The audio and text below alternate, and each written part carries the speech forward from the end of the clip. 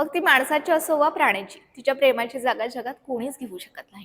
आईच्या कुशीत मिळणारी ऊब मुलाला आयुष्यभराची शिदोरी असते. पण विचार करा, जर जन्माला येताच आपल्या आईनेच आपल्याला नाकारलं तर? जपानच्या एका प्राणी संग्रहालयातून समोर आलेली ही कहाणी एका अशाच चिमुकल्या जीवाची आहे, ज्याला पाहून आज संपूर्ण जगाचे डोळे पाणावले.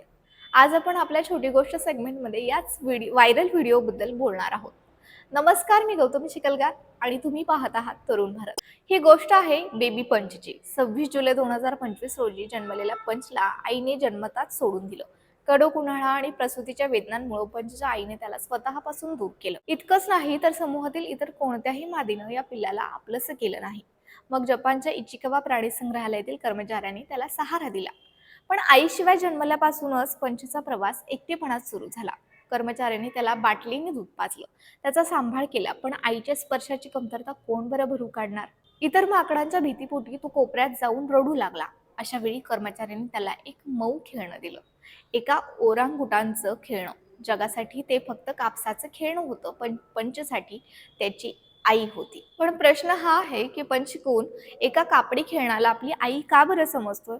याचं उत्तर मिळवण्यासाठी आपल्याला 1958च्या एका प्रसिद्ध प्रयोगाकडे जावं लागेल. अमेरिकन शास्त्रज्ञ हॅरी हार्लो यांनी सिद्ध केलं होतं की कोणत्याही पिल्लाला अन्नापेक्षा जास्त गरज असते ती टच कम्फर्टची, म्हणजेच मायेच्या उबदार स्पर्शाची.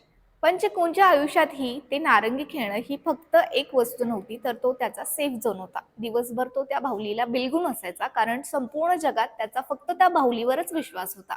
सध्या पंचकुनला इतर 60 माकडांच्या कळपात सामावून घेण्याचा प्रयत्न सुरू आहे, पण तिथंही एक संघर्ष आहे. मकाक माकडांच्या जगात एक कडक पदानुक्रम म्हणजेच एक शिस्तबद्ध उतरंड असते.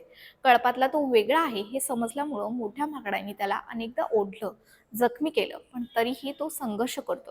तो माणसांच्या पायाला चिकटतोय, कारण त्याला अजूनही तोच सुरक्षित स्पर्श हवाय. पण म्हणतात ना, जिथं प्रेम असतं तिथं मार्ग सापडतोच. अखेर पंचला त्याचं कुटुंब मिळाले. नुकत्याच समोर आलेल्या माहितीनुसार एका मादी माकडाने पंचला आपलं पिल्लू म्हणून स्वीकारलंय. ज्या स्पर्शासाठी तो आसुसला होता, तो स्पर्श त्याला आता मिळालाय त्याच्याच प्रजातीकडून.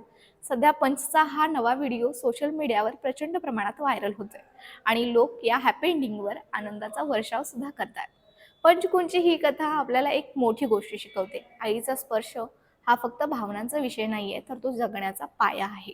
पंचचा हा प्रवास आता सुखाचा असेल अशी आशा आपण करूया. तुम्हाला ही कहाणी कशी वाटली आहे? कमेंट्समध्ये तुमचं मत नक्की सांगा. आपल्या आईसाठी 2 शब्दात व्यक्त व्हा आणि अशाच हृदयस्पर्शी गोष्टींसाठी आपल्या तरुण भारतच्या YouTube, Insta आणि Facebook पेजला फॉलो करायला विसरू नका.